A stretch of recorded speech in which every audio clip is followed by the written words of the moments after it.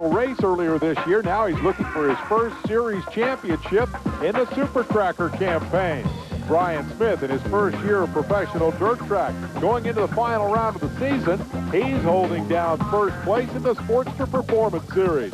It's the Brian and Brian Show from DuQuoin, Illinois, next on Speed Vision.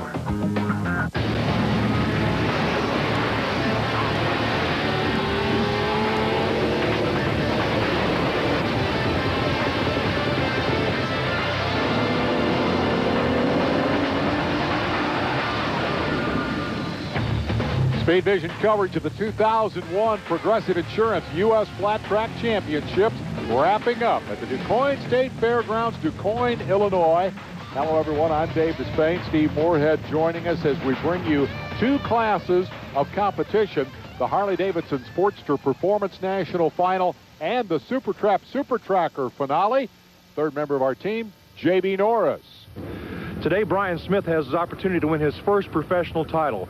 Brian, there's lots of scenarios that could end up with the #1 plate on your bike. Which one are you going after today? To win the race. If I win the race, I win the championship, and that'd be the best way to take care of business.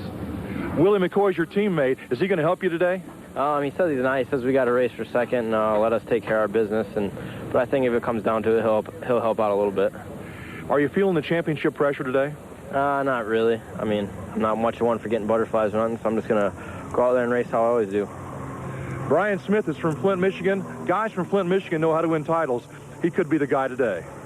Yes, Markle, Springsteen, Parker, some of the guys from Flint that ring familiar. 6 points is the lead Brian Smith enjoys in the championship fight over Paul Morgan. Smith in the first heat race. He's number 84 battling here with Jake Johnson, the newcomer from New Jersey. Brian Thomas and A.J. Eslick from Oklahoma having their own battle for third, but that's kind of a moot point here. Steve Moorhead, the key for Brian Smith is to get that momentum going into the main event. Well, he has to start the main event first of all. You got to start it before he can worry about winning it, and winning it will give him the championship. And he's up for 2 honors this weekend: Rookie of the Year and his first national championship. Second battle going on here. Finds Eslick moving up into third spot. We go into the white flag lap now, and Johnson taking the lead from Brian Smith, the man who would be champion, and Jake sliding around pretty good. I like that kid. Look how he slides back in the seat. He tries to get underneath the paint. He tries to tuck in and make his body as small as possible to where he's not pushing all that air. A little bit of head shake on the 84 machine as Smith goes back to the front, headed into 3, and we'll leave it to Johnson to try to draft him as they come to the checkered flag. The F&S Harley-Davidson taking a deep breath and heading down the front straightaway. And will he hold off Johnson? He does. So Brian Smith gets the job done by a half bike length. Close. We go to the second heat race. Now, the man to watch here is number 83, Paul Morgan, 6 points down in the championship standings. And he knows that Smith has won his heat race. So the pressure is all on number 83, Morgan. For the moment, looks like he's got things going his way. Scott Sherb on the 78 bike went to the inside, and you got Morgan trying to come back underneath him on the 83 bike. So Paul's not giving up, but I do see a puff of smoke out of Paul's. At the same time, Sherb's motorcycle, he's up at the top of the racetrack. He's off the pace. Scotty Sherb blows up a bike. The other guy in that mix up front is Johnny Faulkner III. He's number 52. And now McCoy, the reigning series champion, but the man who missed the opportunity to defend his title on 2 counts. 1, a DQ from an earlier race, and 2, the rules which require him to move out of this class next year. Number 1 will go to somebody different, and today's race is going to determine who that somebody will be. McCoy, though, wanting to go out a winner, takes the lead going into 3. And then the moment that changed the whole complexion of the day in the Sportster class. Number 83 blows up.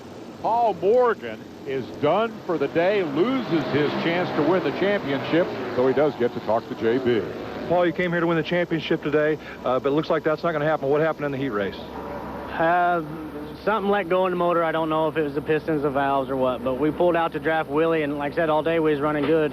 And as soon as we pulled out to draft him, something let go in the engine. And like now, we had to get like 5th or 6th or better to qualify, and the race is over now. I didn't even get to finish it, so we're just sitting in the pits now.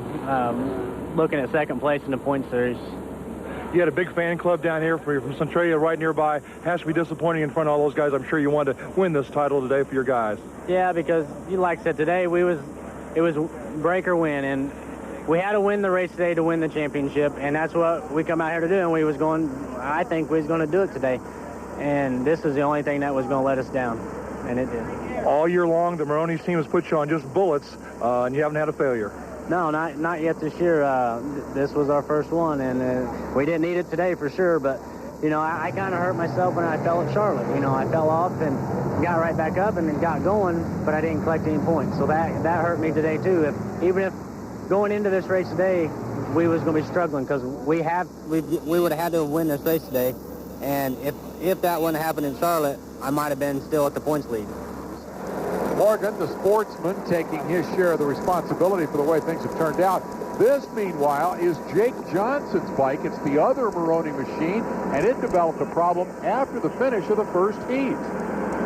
Well, luckily, it broke right on the start-finish line, and it was a primary chain that broke, and I think we're going to be able to get it fixed and make the main event on the same motorcycle, which will put us back on the front row.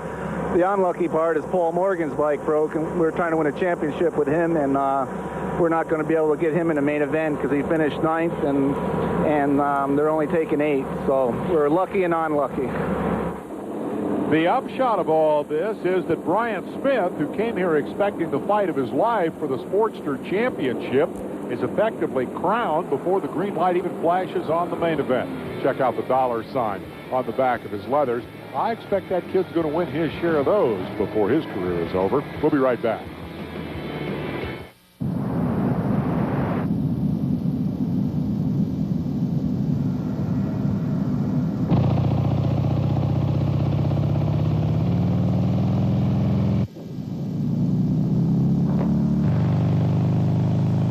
The new Harley-Davidson Sportster.